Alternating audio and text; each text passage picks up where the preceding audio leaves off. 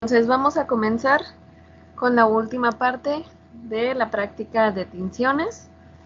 Acuérdense que vimos dos tipos de tinciones, la tinción diferencial, que vimos ahí la tinción de Gram, y vamos a ver la tinción también de bacilos ácido alcohol resistentes, y también vimos una tinción especial que fue la tinción de endosporas.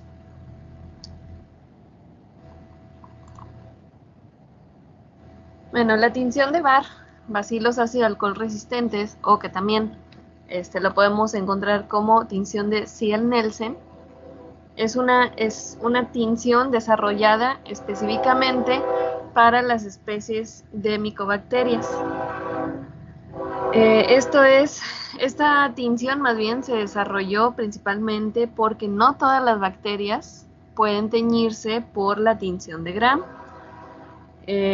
Algunos ejemplos es que hay algunas bacterias que carecen de pared celular, como los micoplasmas.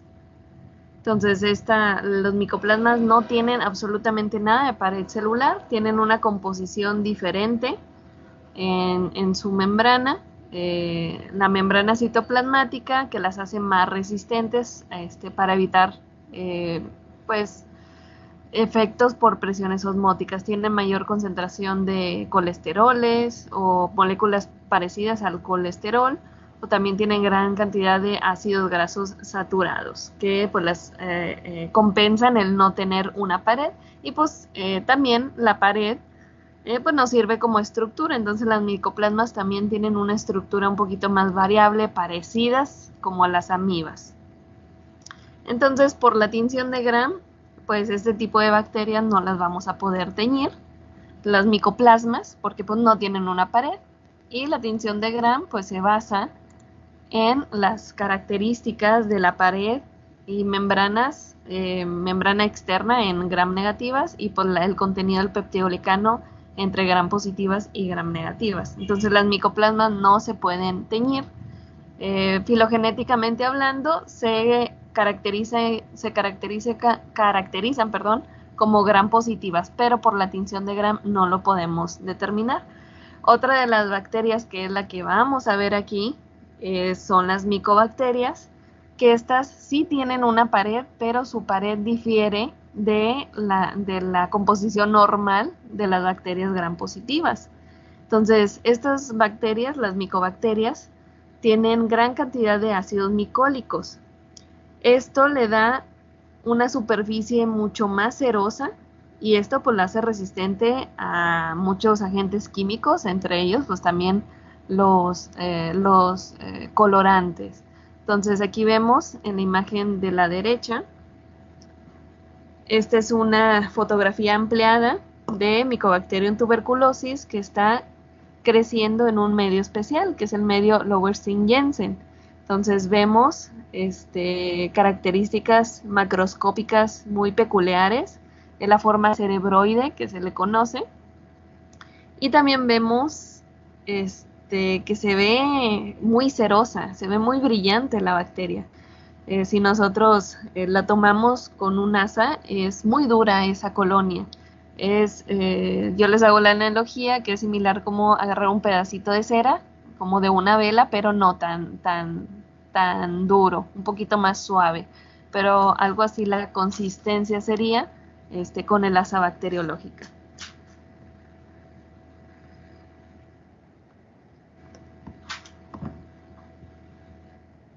Entonces, en esta imagen podemos ver la comparativa de la pared y membranas Gram positivas y Gram negativas. Vamos a recordar un poquito las características. Las Gram negativas, tenemos dos membranas, la membrana citoplasmática y la membrana externa en las Gram negativas. Y en medio pues tenemos nuestra pared, pero esta pared pues aparte pues de las proteínas, lipoproteínas, etcétera, la mayor cantidad pues es peptidoglicano, pero en las Gram negativas su porcentaje es mucho más bajo, a comparación de las Gram positivas, que esta tiene una sola membrana citoplasmática, no tenemos una membrana externa, y el peptidolicano es mucho más abundante. También tenemos lipoproteínas y también tenemos algunos ácidos teicoicos que son característicos de gram positivas. Y en el otro extremo de las gram positivas, por así decirlo, tenemos a las micobacterias. Las micobacterias, si se fijan, es muy similar en cuanto a estructuras generales a las gram positivas. Tenemos una sola membrana celular o citoplasmática y tenemos una pared de tenemos una pared celular, perdón, y no tenemos una membrana externa. Entonces, microscópicamente hablando, nos topamos con una bacteria gram positiva por la ausencia de una membrana externa. Pero si se fijan, si hay diferencias entre la pared de las gram positivas y las paredes de la micobacteria. Tenemos una reducida cantidad de peptidoglicano, pero también tenemos otros compuestos como los arabinogalactanos y también los ácidos micólicos, que estos son en la superficie más externa y es lo que nos dan esa característica cerosa. Entonces, por la tinción de Gram, por estos ácidos micólicos y esa cerosidad que le da a las colonias de micobacterias, es muy, muy difícil que el colorante pueda entrar a la célula y poderla teñir. Entonces, por la tinción de Gram no la podemos clasificar como Gram positivo o Gram negativo. Ya yéndonos a niveles de observación de membrana y análisis filogenéticos, ahí sí ya lo podemos considerar como un Gram positivo por su ausencia de una membrana externa. Entonces, por estas características, a pesar de ser un Gram positivo, pero por estas características, no se puede determinar un Gram por la tinción de Gram. Entonces se realizó ya hace varios años una tinción específica, que es la tinción de Ziehl-Neelsen. Hay otras tinciones, pero esta es la más utilizada y permite evidenciar micobacterias de importancia médica como Mycobacterium tuberculosis, que es de las de mayor importancia. Aquí vamos a tener 4 pasos básicos, como las otras tinciones que hemos visto, pero va a cambiar en los reactivos y colorantes que vamos a ocupar. Entonces vamos a tener el colorante primario, que es la fucsina o el carbolfucsina. Lo que hace es que la fucsina va a crear un complejo con los ácidos micólicos y este complejo lo hace resistente a la decoloración con el alcohol ácido, que va a ser nuestro decolorante, el alcohol acidulado o alcohol ácido. Aquí también tenemos calor, como en la tinción de endosporas, pero aquí el calor lo que nos va a ayudar es a desestabilizar la pared ahora de la micobacteria para que entre más fácilmente el carbolfucsina y pueda crear estos complejos. De igual forma, pues hay que dejar enfriar un poquito, que se estabilice nuevamente la pared para que el colorante quede sellado. Entonces ya viene el paso de la decoloración con el alcohol acidulado. Las no micobacterias pues se van a decolorar, fácilmente se va a barrer el colorante, entonces van a quedar incoloras. Y como queremos crear un contraste para ver la diferencia, pues lo vamos a teñir con el azul de metileno. Entonces nuevamente pues les tengo el diagramita de los pasos generales. Vamos a volver a repasar lo que les acabo de decir. Primero es la aplicación del colorante primario, que es el carbolfucsina. Después es la aplicación de calor, que es el mordiente, esto para facilitar que el colorante entre a la célula, desestabilizar la pared que tiene esta gran cantidad de ácidos micólicos y que entre el colorante. De igual forma, como vimos en la tinción de endosporas, hay que tener cuidado en esta parte de calentar. Entonces tiene que ser de igual forma únicamente emisión de vapores, que no llegue a evaporarse el colorante, que tampoco hierva, sino pues nos va a dificultar al visualizar la laminilla al microscopio. El método de aplicación de calor va a variar. En esta ocasión vamos a ver otro método que también se puede utilizar, pero pues esto es ya a reserva del laboratorio en donde estemos trabajando, cómo lo realizan o cuál es pues el material que se tenga disponible. Entonces por eso les hago esta observación. No se queden solamente con una sola metodología, puede variar o incluso nosotros lo podemos mejorar, pero primero pues hay que saber las bases. Entonces ya después de la aplicación de calor, de igual forma son de 3 a 5 minutos. Dejamos que se enfríe la muestra también para que no haya un choque térmico y que se pueda quebrar el portaobjetos porque se ha pasado. Dejamos que se enfríe, también se estabiliza nuevamente la pared de las micobacterias y queda sellado el colorante. Viene la aplicación del decolorante, que es con alcohol acidulado o alcohol clorhídrico, también lo podemos encontrar de esta forma. Al igual que en la tinción de Gram, hay que tener mucho cuidado con los tiempos, de no excedernos, de 15 a 20 segundos, la decoloración máximo 30 segundos.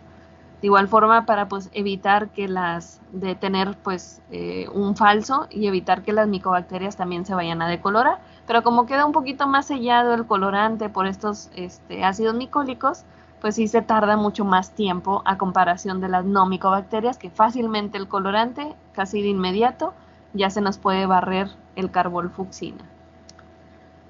Entonces, como las no micobacterias, o si es una muestra clínica, que podamos evidenciar a lo mejor una coinfección con otra bacteria, pues hay que aplicar un colorante secundario o el colorante de contraste, que en este caso es el azul de metileno, para poder crear ese contraste. Así las bacterias que son ácido alcohol resistentes, como las micobacterias, van a quedar un color rosa rojo, y las bacterias que no son ácido alcohol resistentes o que no sean micobacterias, pues se van a colorear con este colorante secundario y las vamos a ver color azul. Al microscopio, ¿cómo lo veríamos? Veríamos algo parecido a esto. Aquí son dos imágenes completamente diferentes, pero es la misma tinción. Del lado izquierdo es una tinción pues hecha en el laboratorio, un cultivo mixto, como en los resultados que ustedes van a discutir. Aquí en coloración rosa-rojo son los bacilos de micobacteria. La micobacteria es un bacilo. Entonces vemos aquí unos bacilitos, no se ve muy clara la imagen, pero son unos bacilitos y sí crea contraste contra los cocos. Entonces por el otro lado hay unos cocos que se tiñeron de color azul. Entonces como esos no son micobacterias, pues no se tiñen. Y esto aplica no nada más para cocos, también pueden ser otros bacilos. Este es solamente un ejemplo. También puede ser pseudomonas, puede ser salmonella, E. coli, cualquier otro bacilo que no sea micobacteria, también lo vamos a teñir de color azul. Entonces les vuelvo a recalcar que tengan mucho cuidado con las coloraciones. Aquí a lo mejor no se nota así tanto el azul, lo vemos un poquito más moradito, incluso la podríamos confundir con una tinción de Gram, pero no, es una tinción de micobacterias, aunque se ven muy similares las tonalidades. Entonces tengan mucho en cuenta la coloración. También a veces el microscopio no ayuda mucho, entonces también podemos ahí ver variaciones. Entonces, de acuerdo con la tinción y los colores, es como lo vamos a clasificar. Que aquí veamos cocos violeta y bacilos rosas, no quiere decir que sean gram positivos y gram negativos. O sea, el bacilo, incluso este Mycobacterium, ya sabemos que es un bacilo gram positivo por la pared, pero aquí lo vemos rosa. Y no es que sea gram negativo, nada más por verlo rosa. Es que de acuerdo con la tinción, los colorantes que se emplearon, sabiendo el fundamento, aquí aplica que rosa va a ser una micobacteria y que azul va a ser una no micobacteria. Si esto, si lo vemos rosa en la tinción de Gram y decir que es una micobacteria, pues no, eso no es aplicable. La tinción de Gram es únicamente por el procedimiento y el fundamento basándose en la pared y las membranas. Ahí es de forma general. Entonces, mucho cuidado con las coloraciones. Apréndanse bien las coloraciones y no caigan en el error de decir que si ya lo vemos rosa sin saber qué tinción es, ya decir que es Gram negativo. No. Tengan mucho en cuenta el tipo de tinción. Y por el otro lado, del lado derecho, vemos ya una imagen, pero esta es a partir de una muestra clínica. Entonces, una muestra clínica para micobacterias, pues sería una expectoración o un lavado alveolar. Ya puede diferir la metodología, pero pues una muestra directamente pues del pulmón, de secreción pulmonar, mejor dicho. Entonces, aquí vemos los bacilos, coloración de igual forma, rosa-rojo, eso es indicativo de micobacterias. Y aquí vemos que también hay otras estructuras teñidas de azul. Estas estructuras teñidas de azul no son otras bacterias, no son otros microorganismos, son células del hospedador, es una muestra clínica. Entonces hay que considerar eso, que también vamos a teñir algunas estructuras propias del cuerpo. Entonces estas son células epiteliales, lo que vemos aquí en coloración azul. Y así vemos alguna coloración azul, pero vemos una morfología característica de bacterias, entonces ahí ya estamos hablando o que la infección no es por micobacterias, o que si también vemos los bacilos rosas y también otras estructuras, otros cocos u otros bacilos, pero ahora teñidos de azul, entonces tiene una coinfección y pobrecito paciente, porque ahí ya está luchando contra dos infecciones distintas. Y pues el tratamiento va a ser muy duro, incluso a lo mejor y no le alcance a liberar. Entonces por eso es importante también el saber distinguir las estructuras cuando estamos haciendo una tinción directamente de una muestra clínica y cuando pues lo estamos haciendo a nivel laboratorio. No es lo mismo, aunque pues bueno, en el laboratorio pues no vamos a teñir una muestra clínica de expectoración, sería demasiado peligroso para ver micobacterias. Pero por ejemplo, si queremos hacer una tinción de Gram a partir de un exudo faringio, que a lo mejor ahí podemos encontrar principalmente estreptococos o estafilococos, pues también se podrían teñir las estructuras. Entonces hay que saber distinguir entre estructuras propias de la muestra, que pues vienen del mismo propio cuerpo, células epiteliales principalmente, o en sangre, pues habrá algunas células sanguíneas como los eritrocitos, células del sistema inmune, etc. Entonces hay que entrenar muy bien el ojo en eso. Entonces, antes de pasar ya al video de clase, ¿alguien tiene una duda, alguna pregunta, comentario que hacer?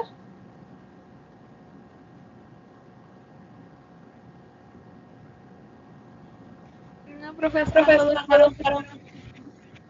Ok. Entonces, pues vamos a ver el video de la tinción. Bueno, Eric tiene una pregunta. ¿Puede existir la posibilidad de que otros microorganismos se tiñan del mismo color de las micobacterias? Hay otros microorganismos que sí se pueden teñir, pero serían especies de nocardia. Pero pues también la nocardia, también algunos puede infectar los pulmones, entonces aquí habría que enfocarse a la clínica, o sea, síntomas que sean específicos o de nocardia o de micobacterium. Es más raro una infección por nocardia, pero sí pudiera teñirse de una coloración similar a las micobacterias. Entonces aquí sí hay que tener mucho cuidado con eso. También Hay otras especies, es un complejo realmente, complejo de Mycobacterium, que hay otros microorganismos que también, otras bacterias de micobacterias que pueden causar infección, pero a veces pueden tener ahí dificultades con la tinción. Entonces también aquí habría que considerar eso. Por eso no únicamente se toma la tinción como un diagnóstico definitivo. Entonces es un primer paso para hacer un diagnóstico, la tinción para empezar a tratar al paciente. Entonces, después con un cultivo positivo, pero Mycobacterium se tarda cerca de un mes. Y por pruebas moleculares, pues ahí ya vamos distinguiendo. Entonces, una tinción nos puede ayudar bastante, pero hay que considerar muchas cosas detrás. Pero sí, Eric, sí hay posibilidad de que otras bacterias, principalmente nocardia, yo no conozco alguna otra que no sea nocardia, bueno, aparte de nocardia y Mycobacterium, que se pueda teñir por la tinción, siguiendo el protocolo correcto. Esa sería alguna de las excepciones, o que habría que considerar de acuerdo a la clínica. Aunque también, pues, nocardia, pues, tiene otros tipos de infecciones, no nada más es a pulmón, también pueden ser infecciones a nivel piel, ya sistemático, también puede sobrepasar la barrera hematoencefálica, entonces ahí ya tenemos otro tipo de síntomas y signos. Pero pues sí podemos tener alguna otra, pero debemos de saber diferenciar por también signos y síntomas. Entonces no nada más el médico tiene que saber de síntomas de las bacterias o las infecciones que causan estas bacterias. También nosotros es importante saberlo, que si bien como tal nosotros no podemos recetar antibióticos, pero no estamos exentos a nosotros también conocer las enfermedades, cuáles son signos, los síntomas, el tratamiento, etcétera. Entonces, que el médico también pues ve mucho más general. Ya los médicos infectólogos pues ya son los encargados específicamente de infecciones como tal, médicos con infecciones bacterianas, virales, parásitas, de todo. Pero nosotros como químicos, si nos enfocamos al área clínica, es muy importante saber tanto cómo hacer la prueba para diagnosticarla, como los signos y síntomas que pudiera presentar esa enfermedad, porque así nosotros le podemos dar una opción al médico a qué considerar. Bueno, de acuerdo con los resultados que obtuvimos, independientemente de qué pruebas sean, ya sean de laboratorio de sangre, de la muestra, si el bacilo, etcétera, etcétera, pues ya le podemos dar una opción al médico de qué podría tratarse. Entonces no nada más hay que dejárselo al médico. Y bueno, ya les hablé un poquito más de esa parte de diagnóstica, pero sí hay que tener mucho cuidado también con este tipo de tinciones. Hay que, les vuelvo a resumir, ver qué es lo que se sospecha. Si se sospecha de Mycobacterium y se hace esta tinción, entonces muy probablemente sí sea Mycobacterium, pero hay que confirmarlo. Y si se sospecha de nocardia y también por esta tinción presentamos estos bacilos, entonces muy probablemente se trate de nocardia. Okay. Entonces, ¿alguna otra pregunta o duda que tengan?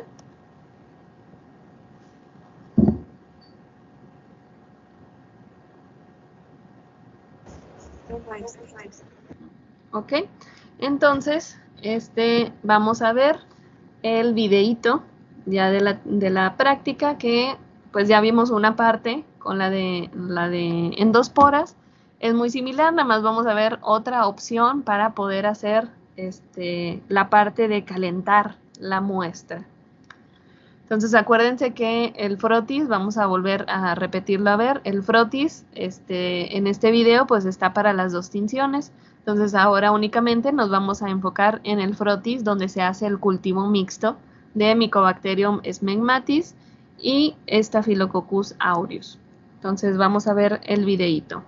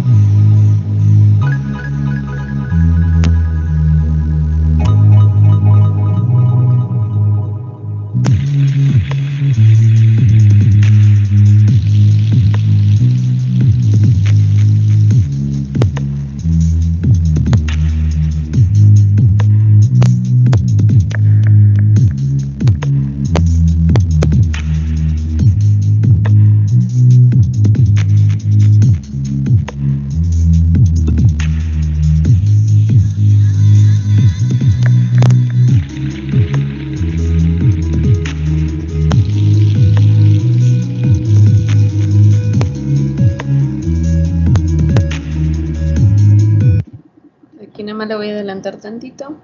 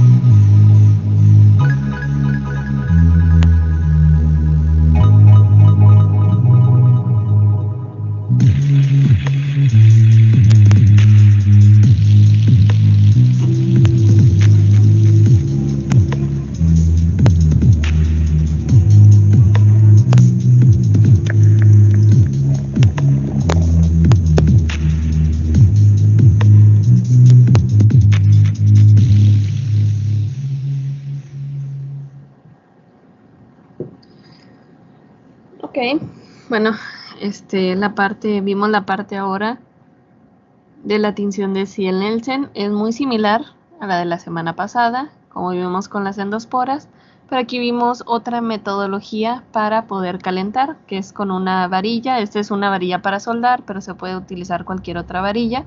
Solamente tener cuidado de la conducción de calor. Entonces que tenga un material que sea aislante y no nos vayamos a quemar. Pero esta es una buena opción, ya que no, como está recubierta la varilla, pues no hay una transferencia de calor hacia nosotros. Entonces la modificación pues es tener nuestro puente de tinción sobre una charola, ahí ponemos el portaobjeto, le ponemos el carbol-fucsina y pues en la varilla le ponemos una bolita de algodón, lo cubrimos con etanol y le prendemos fuego y ahí estamos regulando. Entonces el fuego que tiene esta bolita ahora de alcohol no es tan intenso como la de un mechero. Entonces aquí hay menos probabilidad de que se nos vaya a pegar el colorante o que empiece a hervir y es más fácil de poderlo manipular el calor. La única desventaja es que pues como a veces cuando vamos empezando dejamos mucho tiempo la flama bajo la laminilla. Entonces, como sí es un calor un poco más directo, la flama como tal directa, aunque no es tan intensa como el mechero, es más directa, se nos puede quebrar el portaobjetos. Entonces, nada más hay que tener cuidado. Pero sí se puede. Solamente hay que agarrarle práctica. Y lo podemos regular mucho más fácil. Entonces, esta es otra de las metodologías que les comentaba que se puede emplear también para la utilización de calor. En el laboratorio, la que más utilizamos, pues es con el mechero, el tripié, la tela de asbesto, pero hay algunos profesores que les gusta más esta otra técnica con la varilla, pero cualquiera de las dos se puede.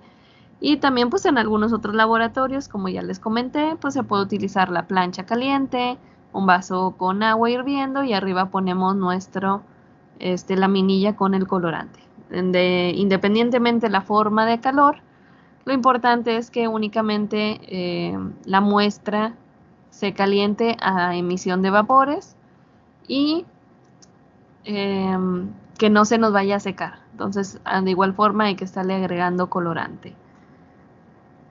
Y en el caso de la laminilla, ahora nos enfocamos únicamente para la laminilla que fue mixta, que fue Mycobacterium smegmatis y Staphylococcus aureus. Entonces, el Mycobacterium smegmatis es una bacteria que comúnmente se utiliza en reemplazo a Mycobacterium tuberculosis, ya que Mycobacterium smegmatis pues no es un patógeno como tal, como lo es Mycobacterium tuberculosis. Entonces, jamás en una práctica de laboratorio les vamos a dar una bacteria que sea así de agresiva. Entonces, así usamos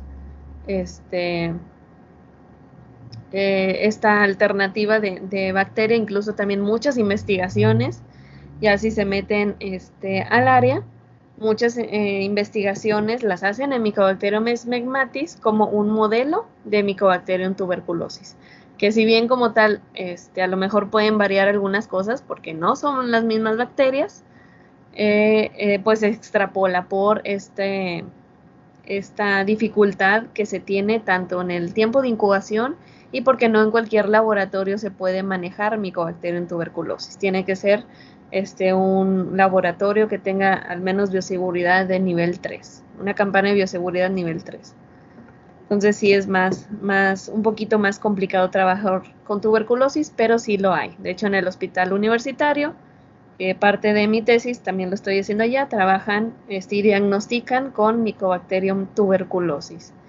Entonces sí les cuento las cosas desde una experiencia real de cómo se trabaja. En otros laboratorios, pues obviamente va a cambiar de acuerdo con los recursos, las investigaciones que se tengan, etcétera. Si es un hospital de estudiantes, como es el hospital universitario, o si es privado, ahí varía mucho la cosa. Entonces, en esta laminilla, para esta tinción, pues se utilizó Mycobacterium smegmatis, que es muy similar a Mycobacterium tuberculosis, solamente que pues no es un patógeno verdadero como Mycobacterium tuberculosis, y también sus tiempos de incubación es mucho más corto. Mycobacterium tuberculosis se tarda de 3 semanas hasta un mes, un poco más de un mes. Y Mycobacterium smegmatis de 24 a 48 horas ya tenemos crecimiento. Entonces también es una alternativa por ese lado. Entonces aquí el Mycobacterium es el que se va a teñir, la coloración rosa-rojo. Y Staphylococcus aureus pues fue la bacteria de contraste, pero pues les comento, puede ser cualquier otra bacteria que no sea una micobacteria. Puede ser el aureus o un streptococcus o un E. coli, una salmonella, etcétera, etcétera, etcétera. Entonces, bueno, fuera de estas aclaraciones, ¿hay alguna duda que tengan? ¿Algún comentario? Su compañera Mónica, ella comenta que en el lab donde ella trabaja se utiliza la varilla de algodón, entonces también es una técnica que pues a nivel ya de otro laboratorio que no sea de práctica se utiliza. ¿Tienen alguna otra duda o algún otro comentario que quieran realizar?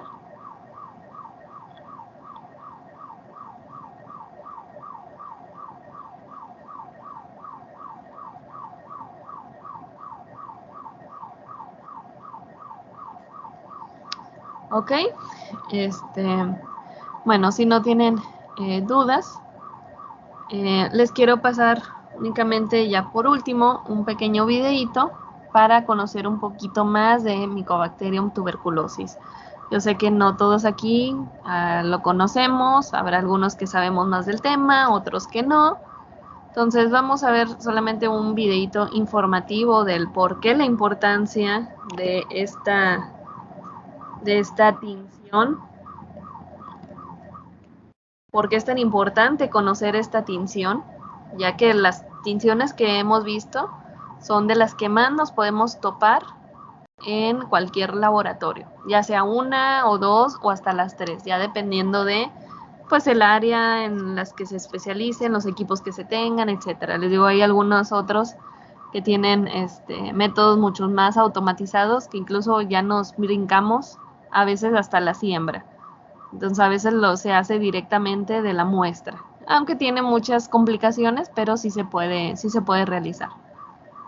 O nos saltamos la parte del gram, la identificación y todo eso, ya en laboratorios, como les comento, que tengan mayor posibilidad. Pero pues tenemos que conocer lo básico, así es que de eso no nos vamos a salvar, porque luego mucho laboratorio muy grande y todo, y nada más súper automatizado, se nos llega a descomponer, hay que hacerlo lo básico, en lo que lo arreglan. Entonces, tenemos que saber las bases, no nada más enfocarnos únicamente a las técnicas más actuales, que sí es importante conocerlas, pero no hay que dejar de lado las bases. Esas nunca van a cambiar. Si es que le quiero poner este videito, como quiera les voy a pasar el link. Está en YouTube. Solamente es un poquito para conocer más Mycobacterium, la forma en la que se transmite, cuál es un poquito de sus forma de infección, etcétera. Creo que no incluí otra vez el audio. Perdón, siempre se me olvida. Déjenme volverles a compartir. Sería más fácil si se activara todo el tiempo. Ahí está. Entonces, sorry por el ruido, que las alarmas, que el tren, inconvenientes de la pandemia, de estar en clases virtuales. Pero bueno, entonces vamos a ver el videíto, nada más son 4 minutitos, para ver un poquito más de la importancia de esta tinción, del por qué es importante teñir a Mycobacterium.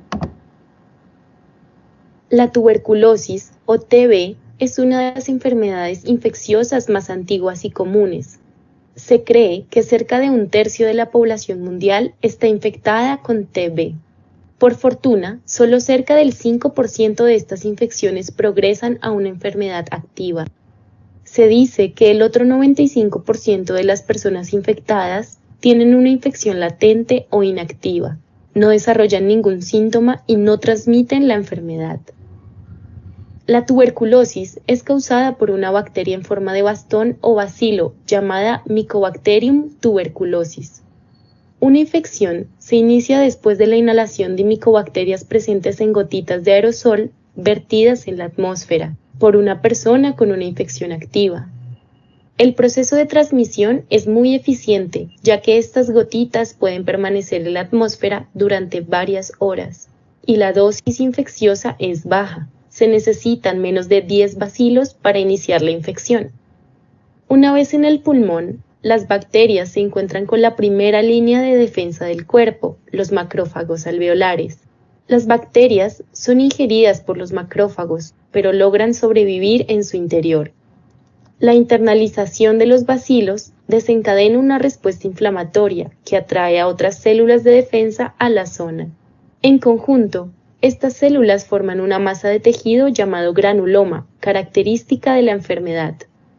En su etapa inicial, el granuloma tiene una porción central de macrófagos infectados que están rodeados por otras células del sistema inmune. A medida que se desarrolla la inmunidad celular, los macrófagos cargados de bacterias son asesinados, dando como resultado la formación del centro caseoso del granuloma. Las bacterias se vuelven inactivas, pero pueden permanecer vivas durante décadas. Esta infección contenida se conoce como tuberculosis latente y puede persistir a lo largo de la vida de una persona sin causar ningún síntoma. La fuerza de la respuesta inmune del cuerpo determina si una infección es detenida aquí o avanza a la siguiente etapa. En las personas sanas, la infección puede detenerse de forma permanente en este punto. Posteriormente, los granulomas sanan dejando pequeñas lesiones calcificadas.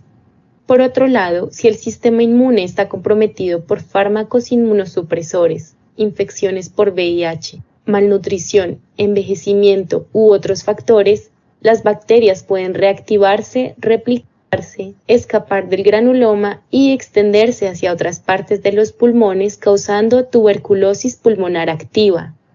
Esta reactivación puede ocurrir meses o incluso años después de la infección inicial.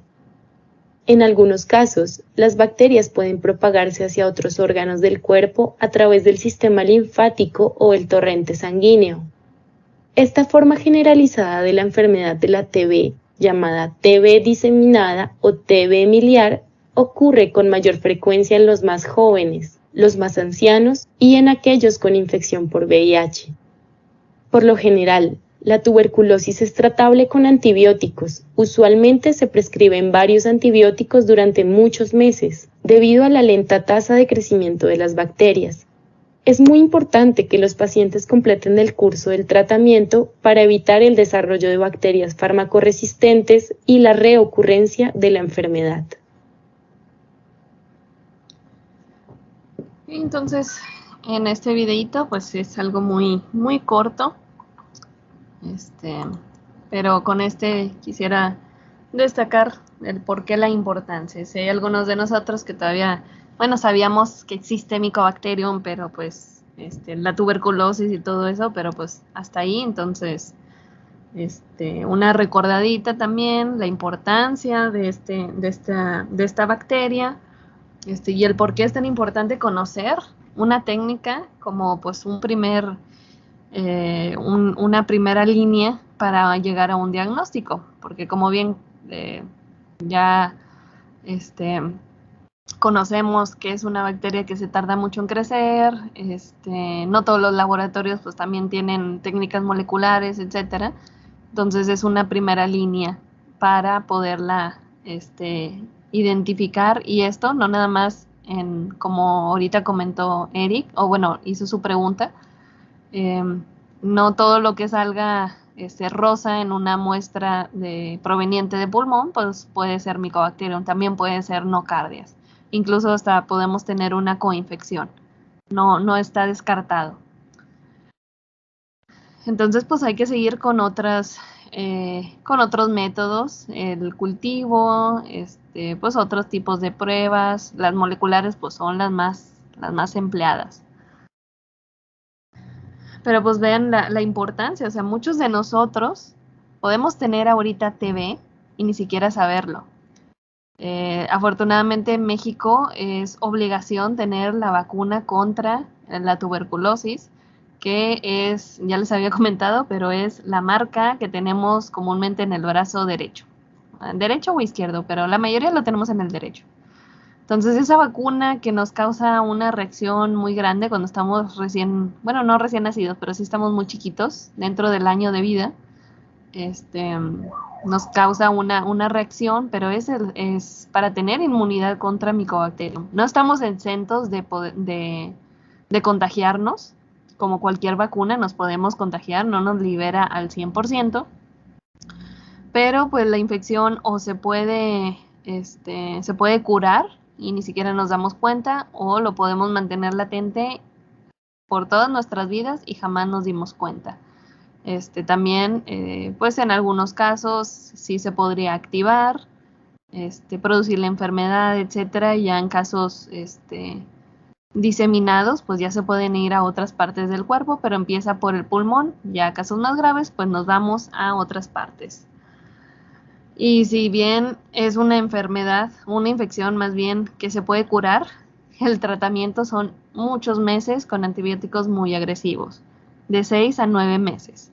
Y pues a veces ni con una simple amigdalitis bacteriana que nos dan 5 o 10 días de antibióticos, ya los 3 días que nos sentimos bien, ya queremos dejar todo el tratamiento. Eso es un error gravísimo, porque estamos propiciando a una resistencia antimicrobiana. Estamos creando una presión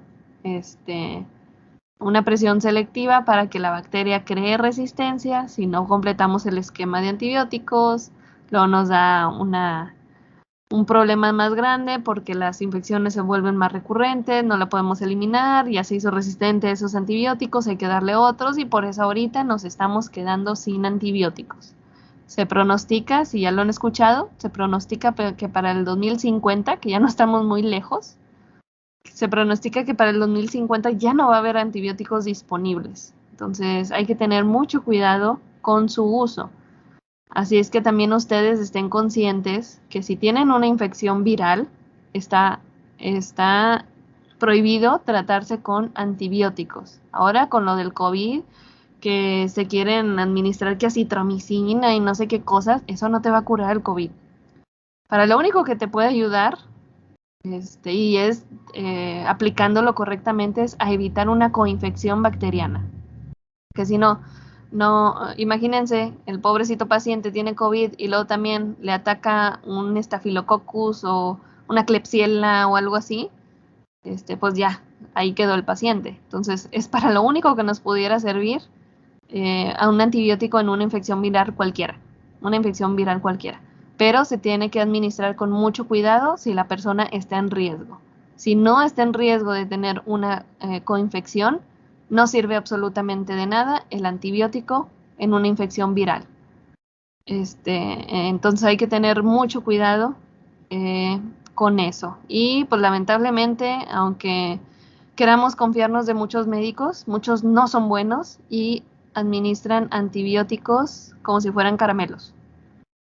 Entonces, tengan mucho cuidado con eso. No consumir antibióticos si no lo necesitan. Y pues la única forma de saber si lo necesitamos o no, pues es saber signos y síntomas de una infección viral, signos y síntomas de una infección bacteriana. Entonces, para que lo tengan eso mucho en cuenta, y si les llegan, y es una información un poquito extra, ¿no? Pero pues si les llegan a requerir más bien antibióticos, completen su tratamiento. No que a los 3 días ya me siento bien y ya lo dejo. No, eso nos va a causar una resistencia antimicrobiana y las bacterias de volada que tienen mutaciones, aunque no tienen cerebro, son mucho más inteligentes que nosotros, que rápidamente crean una mutación. Esa mutación, si le sirve, pues va a sobrevivir. Si sobrevive, se la va a pasar de generación en generación. Entonces, esa mutación, las más comunes, pues son por resistencias a antibióticos o en general a sobrevivir a ambientes que las pueden matar. Entonces, hay que tener mucho cuidado con los antibióticos.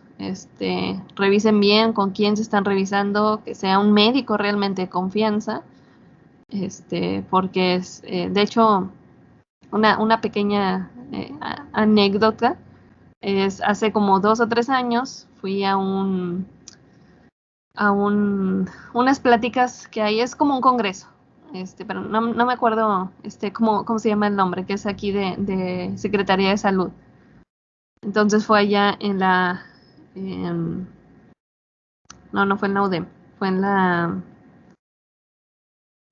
UVM, fue en la UVM. Entonces ahí tenían sus carteles de los avances de su investigación.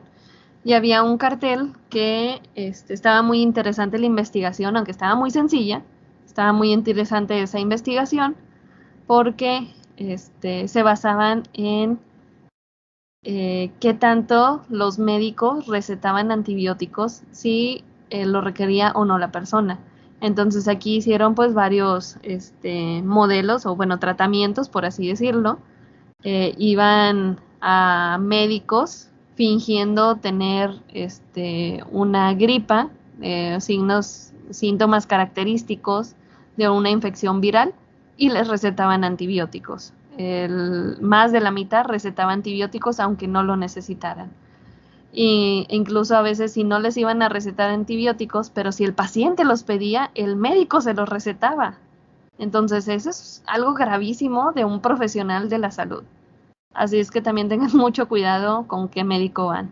Que sea un buen médico, que sepa de antibióticos y que no se lo lleve a la ligera. Entonces, aunque ese estudio estaba muy sencillito, a lo mejor iba empezando, a lo mejor era una tesis de, no sé, licenciatura, no conozco cuál fue el desenlace de esa investigación, pero pues es muy grave aquí en México eso. que estén recetando antibióticos nada más porque sí. Entonces, por alguna razón, no sé si a ustedes todavía les tocó, pero yo cuando estaba chiquita todavía podíamos ir a la farmacia a comprar antibióticos sin receta. Por eso se empezó a pedir receta, pero aún así, ahora los médicos no sé qué les está pasando, que como quiera están recetando antibióticos aunque no los necesiten. Así es que tengan mucho cuidado. Pero pues eso también de la resistencia, antibióticos y todo eso lo vamos a ver pues más adelante en el tercer parcial, ya cuando llegue este tema. Y bueno, ya me salí un poquito del tema, pero pues está como quiera en parte relacionado con Mycobacterium. Entonces, volvía a que los tratamientos pues son muy largos. Es una infección que es altamente contagiosa, como ya lo vimos, y muchos de nosotros, aún con la vacuna, nos podemos contagiar. Y pues si no se trata a tiempo, si no nos llevamos el esquema de tratamiento completo, pues el desenlace es mortal. Así es que es muy importante nosotros como de laboratorio saber qué técnicas se van a utilizar para pues empezar un diagnóstico y ayudarle al médico a tener pues un buen un buen diagnóstico para que él tenga un buen tratamiento para su paciente. Entonces, en laboratorio clínico, estas 3 tinciones que vimos son de las más importantes, más la de Gram y la de Ciel-Nielsen. La de endosporas también es importante, pero como son menos frecuentes, ese tipo de infecciones por bacilos que son esporulados, pues no es muy frecuente observarlo, pero también si se llega a necesitar, pues sí se realiza. Y pues aplican también para todas áreas, no nada más al área clínica. También hay muchas bacterias ambientales como las esporas, bueno, las bacterias que producen esporas y también esporas están en el ambiente, pues ya a nivel ambiental, pues también para identificar algunas especies de Clostridium, de Bacillus, también en el área de alimentos, pues es importante la contaminación por ese tipo de bacterias que sean esporuladas, ya que nos puede dar una contaminación del alimento. Nuestro producto se puede echar a perder, también pues, la empresa puede tener demandas, etcétera, etcétera. Entonces también es importante este tipo de tinciones pues para poder dar una pues identificación presuntiva o guiarnos hacia una buena identificación. Entonces lo primerito que hacemos o es la tinción a partir de una muestra directa o es el cultivo de nuestra muestra en medios selectivos y diferenciales, que esos son las siguientes sesiones que vienen. Medios de cultivo selectivos y diferenciales para cierto grupo de bacterias, que es lo que ya vamos a empezar a ver la siguiente sesión. Primero vamos a ver preparación, para qué nos sirve cada medio y luego ya vamos a ver la inoculación de ellos y cómo vamos a ver las diferencias, pero eso ya ven más adelante. Entonces, antes de terminar esta sesión y si tienen alguna duda, les recuerdo que el reporte ya se entrega la siguiente semana, el martes. Tienen hasta las 10 de la noche para entregarlo a la sección de tareas en Teams.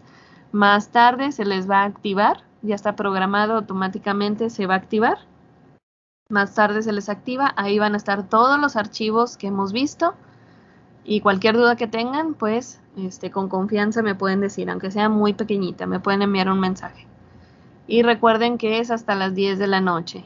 Se pueden extender un poquito con retraso, pero son menos 20 puntos menos. Así es que ya ustedes saben si quieren su calificación completa o menos 20 puntos. Entonces, ¿tienen alguna otra duda o comentario sobre las tinciones, sobre el reporte o algo?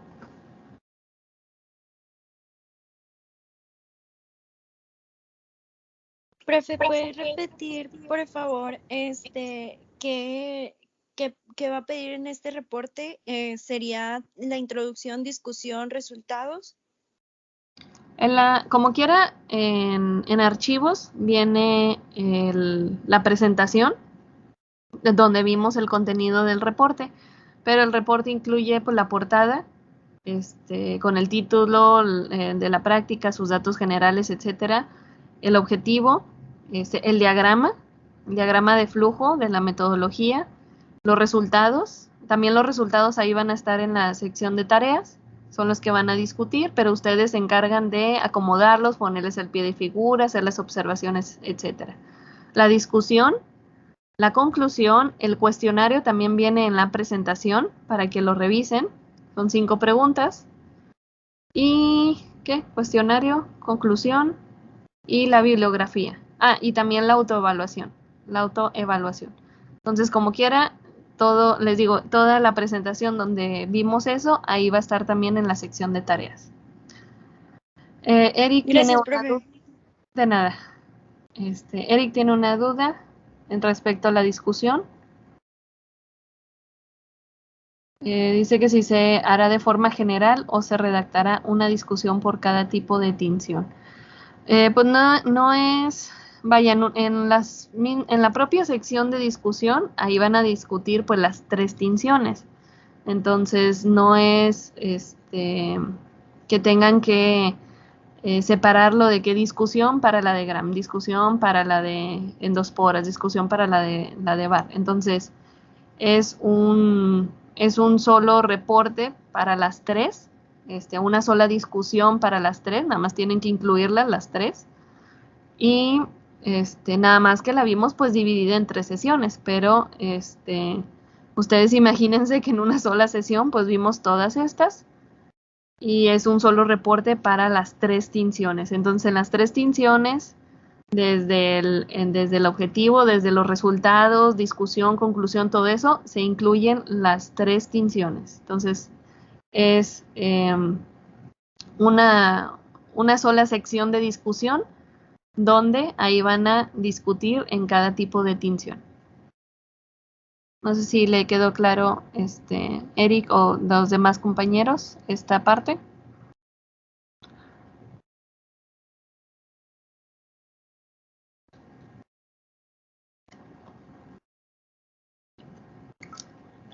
Okay, entonces, ¿alguna otra duda que tengan?